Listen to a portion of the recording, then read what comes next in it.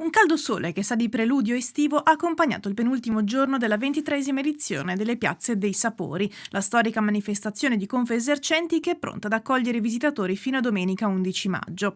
Piazza Bravi a Roma e Piazza dei Signori sono le location che quest'anno hanno ospitato le prelibatezze provenienti da tutta Italia e non solo. Formaggi, salumi alcolici e dolci tipici della penisola hanno richiamato, come sempre, migliaia di visitatori che non si sono lasciati sfuggire assaggi e acquisti. La grande novità di quest'anno è la postazione del villaggio di Coldiretti in Piazza dei Signori, dove è possibile acquistare diversi prodotti, dalla frutta al miele, passando per il vino, il riso, le confetture e lo zafferano, direttamente dai produttori. Altra interessante novità è il Cavaliere, il nuovo aperitivo di Verona con il ricciotto della Valpolicella, il vermouth rosso, 2 gocce di angostura e una spruzzata di lime, che ormai è pronto a rapire i cuori e i calici dei veronesi.